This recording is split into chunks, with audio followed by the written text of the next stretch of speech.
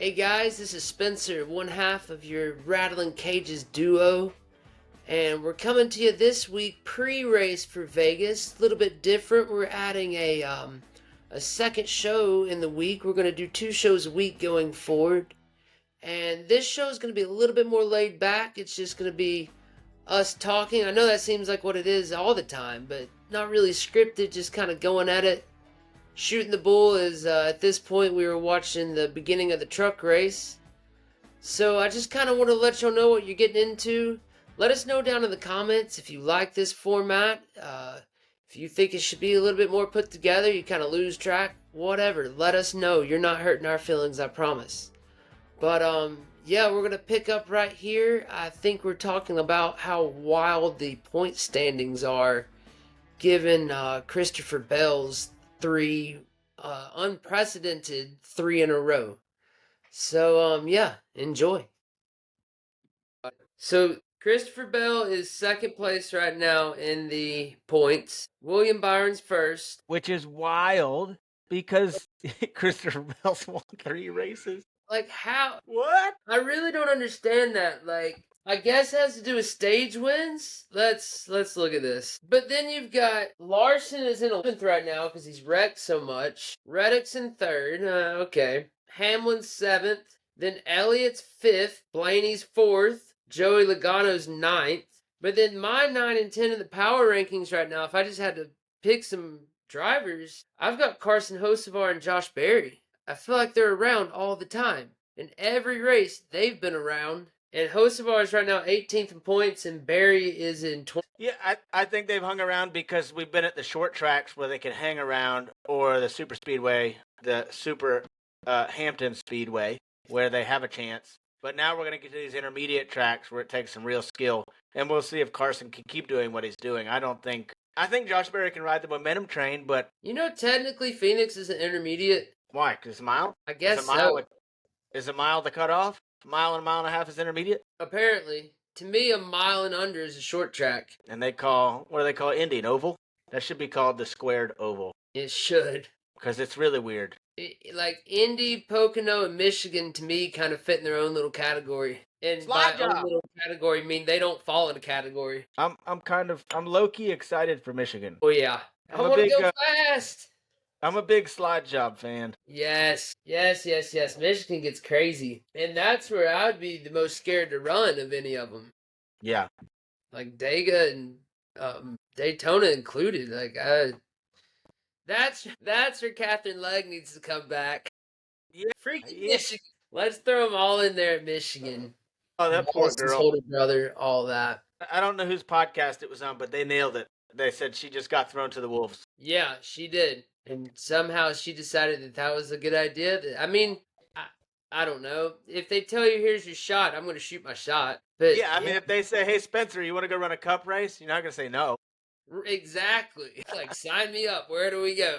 Think about this very carefully. You could get really hurt. Yeah, okay. You could look really dumb. Yeah, probably. But guess how many cup starts I will have at that point? One more than almost everybody else in this world. I saw a cool statistic today. How many racers do you think have won at all 3 levels of NASCAR? Championship-wise or race-wise? Race-wise. A lot. It's like 42, 43. A lot of them. I thought that was an astronomical number. No, it's going to be most of them. Even the lesser names. Josh Berry, Carson Hocevar, all those guys. But not when you get the Cup Series. You're talking about all 3, yeah. Right. So they pretty much all check the truck and Xfinity boxes. Yeah, but then you got to think there's some guys that maybe didn't run one of those series. There's plenty of guys that jump straight from trucks to Cup or just started in Xfinity. That'd be a good poll question. Which drivers do you think skipped Xfinity and went to trucks? I think it'd be very few. It's almost like a must-have prerequisite. Well, okay, so I guess I see your point. I'm sure there are very few that never ran an Xfinity car, just went straight to it. But I mean, like, technically, Sawalich didn't run a full truck schedule last year, right? He's straight into Xfinity? No, yeah, because he couldn't run super speedways. That has to be the case because you just broke up a little bit, so I don't know what you said. But that has to be the case because he was too young to run some of the races last year in trucks. You froze for a minute. You're on that Leesburg internet. You know, farm doesn't have the best. Fast as Leesburg internet. The farm doesn't have the best internet, but we got internet. I heard that. All right, well, let's give it an official intro, and we'll get into a little bit of Vegas. All right, everybody, we're back on a Friday night. You'll be seeing this on a Saturday. Be a little bit more of a laid-back format, just kind of chatting back and forth, less scripted, I suppose. But we decided we're going to get into this a couple times a week now. Give the people what they want. Come on. But so this is the week before Vegas, or I guess the week of Vegas, Friday before Vegas. Xfinity qualifying just wrapped up. I was going to give you the rundown of the list. I know Zillich just took the pole, but excited to watch that race tomorrow. And trucks start here. Trucks should be starting right now. So maybe if you see me go up, you're going to know what's up. But let's talk about Vegas. Well, I mean, before we jump into Vegas, you got anything fun from the week? Oh, no, I'm amped. I just did a workout. I laid about 250 bags of mulch the other day, so I'm kind of worn out. But we went and scouted out some turkey spots for our upcoming disabled guests. So we're excited to have Mr. Charlie in from Florida. Let's go. Yeah, pretty pumped. Excited for that. What's the weapon of choice in the turkey blind this year? The weapon of choice is most likely going to be a 12 gauge. Well, yeah. I didn't know if you had more specifics on it, if you got something fun for him.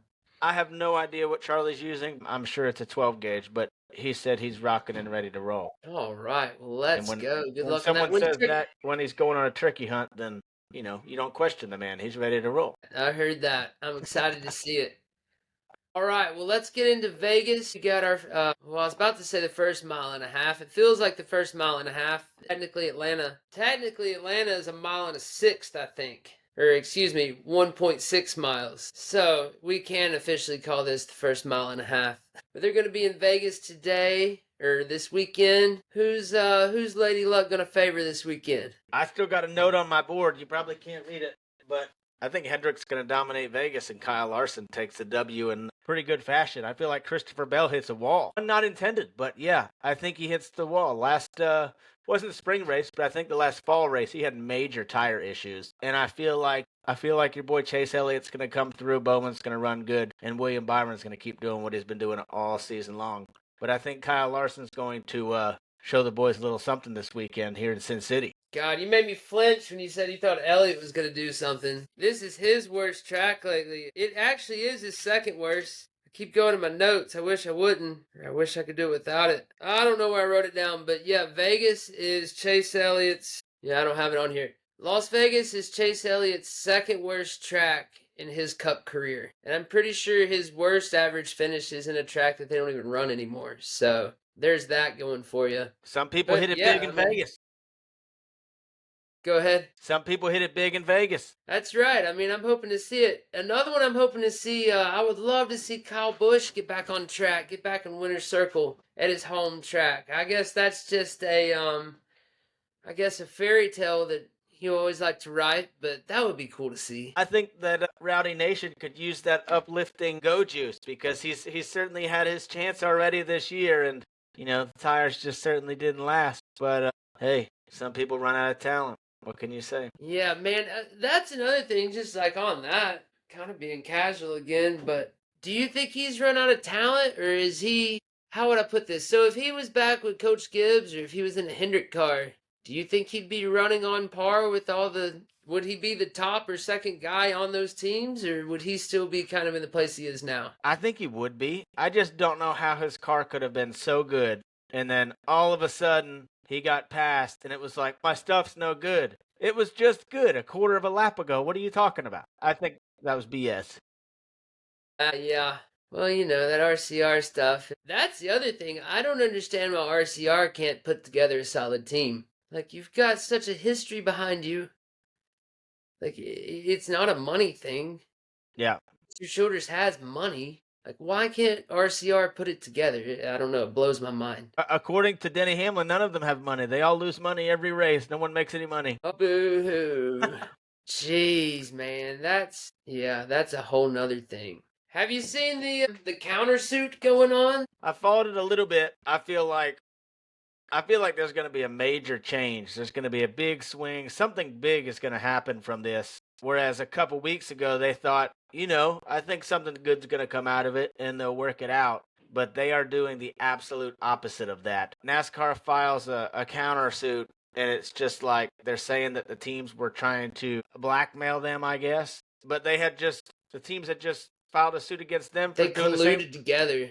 Yeah, that's right. They were working together to try and get something out of NASCAR, but NASCAR's pretty much been exposed of just being a money hoarder for years. I hope I don't. people could hear it because you sounded like a robot from here. But yeah, I think I get the gist of what you're saying. Yeah, I agree with that. How can you make like you told him you must sign now, today or never. And then the two teams were like, well, I guess we're not signing. They did the lawsuit together. I mean, that's kind of how that's going to work. So now you're countersuing for that. But I guess clearly I don't have any legal expertise over here at all. But I thought like the countersuit had to wait until there was a resolution in the original suit.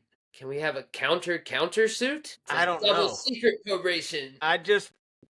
We're on the side of things just watching from a viewership standpoint, but NASCAR has been exposed. It's been brought to light that they have just been money hoarding for years upon years, and you never sign a contract when someone says, "Hey, you've got 30 seconds to sign this." Usually, if they're giving you no time to look over a contract and do it the right way and do your due diligence, there's probably a reason for that. And Michael Jordan said, I don't think so. And I think they're going to pretty much be in a boxing ring, and it's going to get more messier. More messier? Is that a thing? More messy. More Messier. messy. More messy than it already is. Yeah, I agree. I don't see a clean way out of it for sure. I don't see them just shaking hands. And I wonder too, like, do you think outside the courtroom it's amicable? Like when Bill France sees Michael in the infield, are they shaking hands? Hey man, what's up? How's it going? You don't think so? No. See, I kind of wonder if it's not just the lawyers duking out. It's like, hey, y'all gonna do what y'all do. The lawyers have our best interest in mind, but on the track, at the track, like, hey man, what's up? I don't think so. I had a thought the other day. I mean, we don't really talk much disc golf, but there's another pro tour now. There's a Go Throw Tour. Yeah. And it kind of crossed my mind like NASCAR could be nearing the end here and something new could be in fruition. Michael Jordan's got the money now. Yup. What's their, I want to look up their other business partner. I'm sure he's not a poor one. No, he's not. And that's what they were talking about. So that's who the countersuit is actually. Hold on, let me find this. 23XL ownership group. Hulk. I want to find out a little bit more about him because he is the one that is specifically named in the suit, from what I understand. Here we go. NBC Sports. Who is Curtis Polk? That's a big old nothing burger. Save everybody the trouble and look up his net worth. I saw that. Yeah. All right. Well, I'm glad we can edit this off time. NASCAR States. Michael Jordan's net worth is $3.5 billion. I think he has some wiggle room to maybe make up a few races of his own. Just a little bit.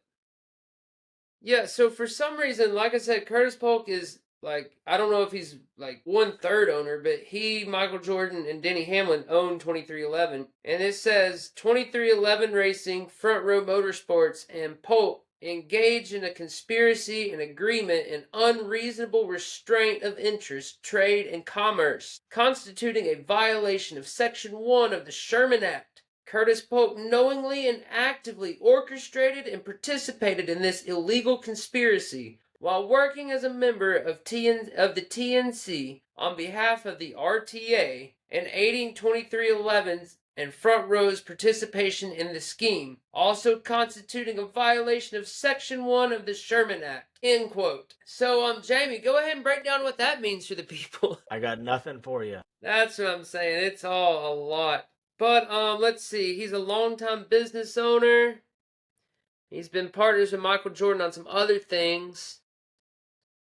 He was the vice chairman with Jordan when he owned the Charlotte Hornets and began working exclusively with Jordan in 2001. All right. So he's got money. He's got money. He for sure has money. If you're hanging out with MJ, you've got money. That's for sure. From what I've heard, if you're going to be on the golf course with him or just around him, you better be ready to throw it around. Hey man, I got 5 racks on this cockroach going across the floor. You know that they're getting down in Las Vegas. Oh my God, wouldn't you love to be there? Smoking on a big old stogie. You know he is. Alright, so enough fun with that. Let's get back to Vegas. Let's talk Cup Series in Vegas. So you're saying Hendricks, you like them the way they're going. What about Tyler Reddick? What do you think about him? He's sneaking up there. He's kind of had, I don't want to say a quiet year. He's had, I think, 2 top 5s going so far. What do you think about him? What's his He chances this weekend? he's a guy that we're consistently talking about. He's always there, and he always has a good car. 2 more laps at Coda, and I think that him and Christopher Bell would have had a tussle. Yup.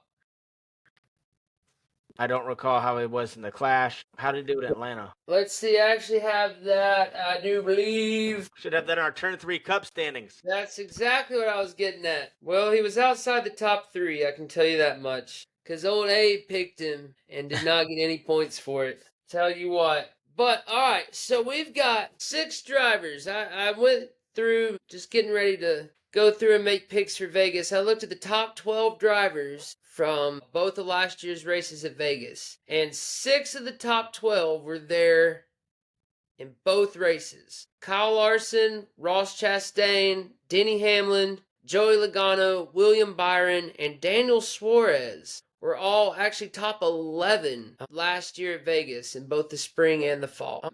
But ironically, or I say ironically, that's probably a terrible use of that word, none of them repeated in the top 5. So they like the cooler weather, I guess. It would appear so. In the spring, you had Larson, Reddick, Blaney, Chastain, and Gibbs. I can tell you which Gibbs. one of those ain't gonna. I can tell you which one of those ain't gonna be around Sunday.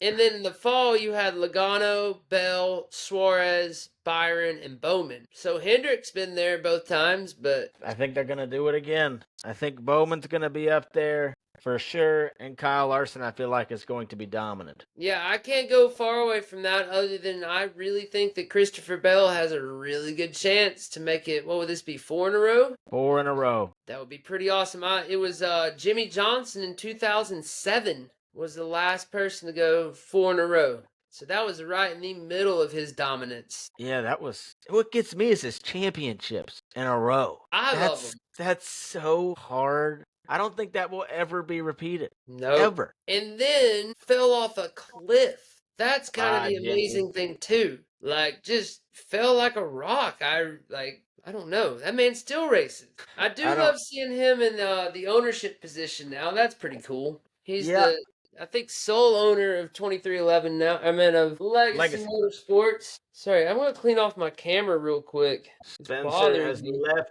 the building. Spencer, come back. There we go. I don't know if that's any cleaner or not any more clear, but it makes me feel better.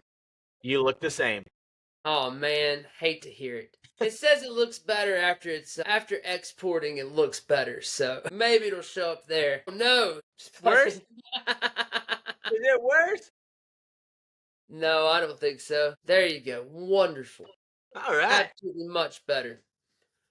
All right. Well, let's move on from there because, well, okay, so just one more thing, I suppose, on Vegas. How do you think the racing is going to be in Vegas? Just as far as entertainment value, good racing. It's going to be spaced out. They're going to run in a pack. I mean, I know it's not a packed track, but what do you think? What can the people expect Sunday? I think you're going to see some tire issues. You're going to see some right fronts blow. It just depends on how people can manage their tires, but they're gonna be fast. I'm really excited to see if Kyle Busch will be able to do the move he pulled in the trucks in Atlanta off of turn 1. I'm really excited to see if people will be able to dive down and dive bomb on folks. But then again, they're gonna pick their poison because that's just gonna wear their tires out even faster. Yep.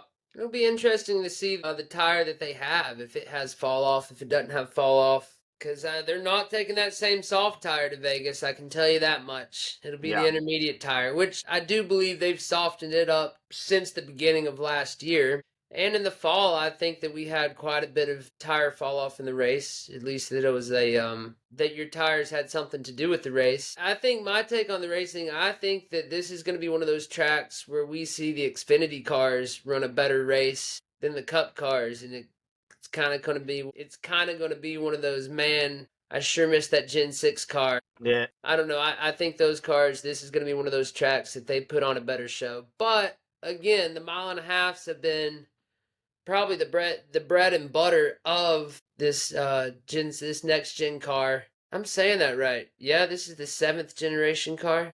Yeah, you're right. I think I said something the other week where I was just off and it irked me. I know what it was. I said Christopher Bell would be going for 5 in a row. And then I was like, that's not right. He's going for 4 in a row. That'd be crazy though. He's got to, they go from here to Miami. If you win Yep. in Vegas, you've definitely got a chance at Homestead. Yeah, definitely not overlooking Vegas. I'm looking forward to a good race, but man, I'm itching for them to go to Homestead. Just a Gotta little, love the I'm sure we'll talk, sunshine.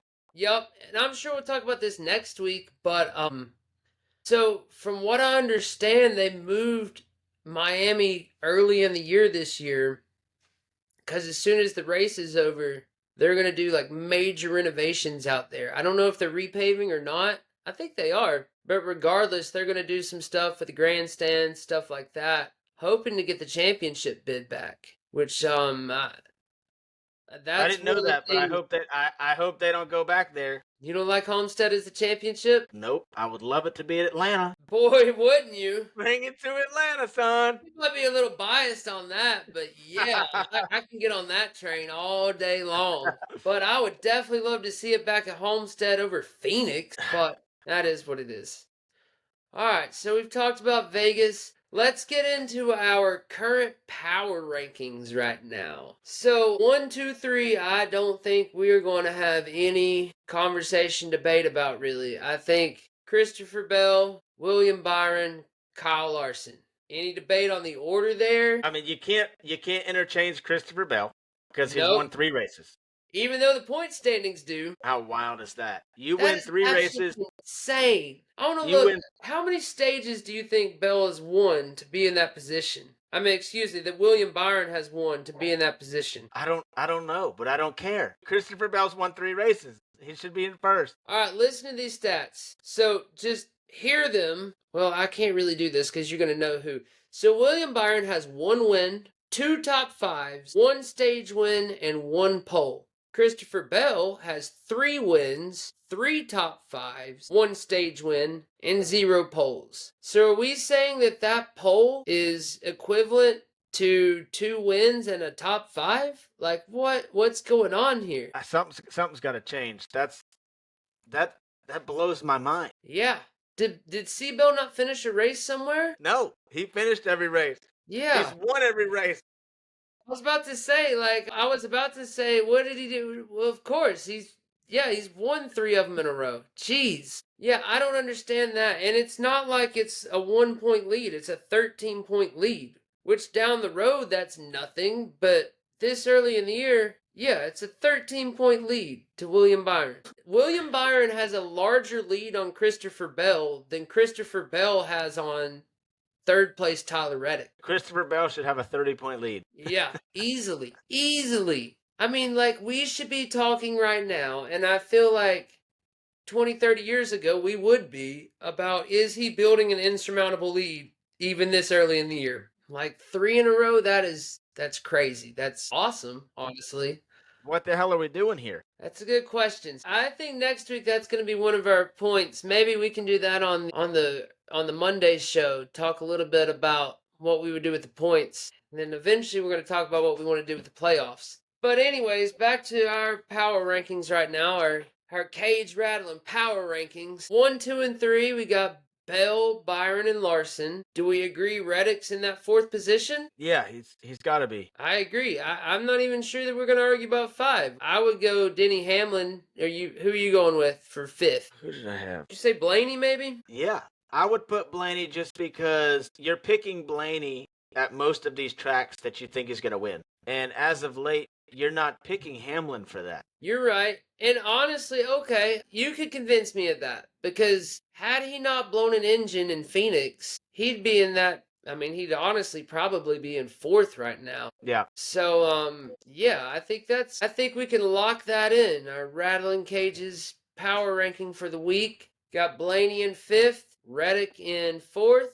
Going backwards even harder. Kyle Larson in 3rd, William Byron in 2nd, and Christopher Bell in first. And boy, it's going to take something to knock him off of that top spot in my mind. But yeah, if we're just talking power rankings about who over the next 10 weeks would I like to have in my camp, those are the 5 guys that I'm going with right now. I think those are the strongest drivers at this moment. Yeah, I agree. And I mean, you could interchange Blaney with Logano. Logano's somebody you're picking to win most of the races that we've seen so far. Yep. But, I mean, again, part of my thing is I have a hard time going to Penske in these races coming up because do you remember last year in the first half of the season, it's like, where are these Fords at? Why are they not good anymore? You only saw them on the plate tracks. That's exactly right. Bush'd show up every once in a while at the street courses, the road courses. But yeah, for the most part, it was not until after the All-Star race I feel like that the Ford started to get it together. So I mean, that's really the only reason I have a hard time putting those Fords on up there, even though they've shown good speed so far in the year, and they may very well like. This time next week when we're going through our power rankings, we may very well be throwing them up there. They could come to Vegas, show a different leaf. I guess turn a different leaf would be the way to put it. But man, it's been a long week teaching. My brain is fried. I don't know how the landscape business has been treating you, but my brain is done. Yeah, I'm tired. I'm tired, boss. All right, well, let's get into the last thing that we got for this late week pre-Vegas show. Let's get into, I forgot what we're getting into, Jamie. What are we getting into now? I thought we were going to do our Vegas picks. We're 2 for 2. We are going to do our Vegas picks. I thought we already did our Vegas picks, but I remember what we're doing now. We're going to pick early season, way too early to tell, and I guess we kind of just did this with our power rankings. But who do you think is going to be there if you had to pick a championship for Vegas? If you had to lock it in right now, who are your 4 that you're going with for the championship? Not who's hot right now. William Byron rattled off several early wins last year and wasn't really anywhere to be seen once it came time for the last few races of the year. But if you had to pick Vegas right now, who are you going with? Okay. Well, I have a couple surprises, but I think I have them fairly nailed down. It's going to be Christopher Bell. It's going to be Mr. Consistency, Chase Elliott, because long run, you're thinking consistency. I know you like that, don't you, boy? Yeah, boy. Christopher Bell, Chase Elliott, Ryan Blaney, and I think William Byron stays.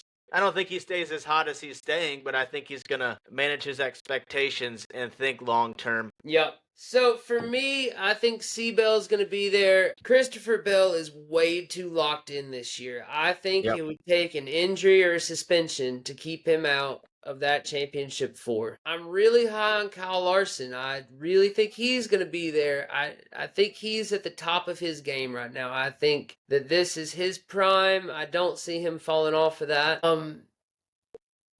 Man, I really want to say that Denny Hamlin's going to get in there. He doesn't have, so to the other end of that, he doesn't have many more years to really be in there as a top competitor. And that championship still eludes him. He's not talking about it much right now, and he always plays it down. But the further and further we get through this year, I really think that is going to be weighing on him, and I think we are going to see a hard push coming into the end of the year. And man, and then I think you put William Byron and Chase Elliott in a boxing ring and let them fight it out for who's going to make it in there on that 4th spot. But if I was a betting man and just the way it goes with that last round of 3, I'm probably going to go with William Byron making it in there because I think we've seen in the past that it really, you want that win somewhere in that round of 8, that win to lock you in. It's really hard to get into that championship 4 just on points because a lot of times, I mean, you know how it goes. These teams are going to put all their eggs into the basket of the driver that is still in there running. So a lot of the time, I think odds are you're going to see all 3 of those races won by somebody who's currently in that top 8, right? And if I just had to decide one of these racers is going to win a race in these 3, I think I'm probably leaning William Byron. And I mean, that's hard to say for a man who's got a Chase Elliott cowboy hat on and a big old Hooters flag behind him. But that's the way I see it. And another thing we got to think about there, And again, I'm hate going to my phone because I hate losing eye contact with this camera. But I think it's worth thinking about your 3 tracks that you have to be at for those 3. And honestly, kind of looking at it now, so you've got the round of 8 is Las Vegas, Talladega, and Martinsville. So throwing that out there, honestly, I like Chase Elliott to win the Martinsville. Amen, brother. I was just thinking the same thing. I'm picking him over Byron at Martinsville all day. Yep, so I just changed my own mind. God, I've done that. You've changed my mind once. I've changed my own mind. I am just wishy-washy right now. But I'll lock that in. That's my final stand. I'm taking Bell, Larson, Hamlin, and Chase Elliott to be in the final Wow. four. Yeah, no Fords. How about that? Wow. This is I something thought else. you'd have Tyler Reddick in there, honestly. It's hard to keep him out, but honestly, so again, I think it comes down between he and Hamlin. And I really think at some point Hamlin's just going to decide, forget all my teammates, forget all the 2311 guys. It's my time. Damn it, I'm going to take it this time. I don't know, you hate to say now or never, but it's getting to that point. How much longer can he go?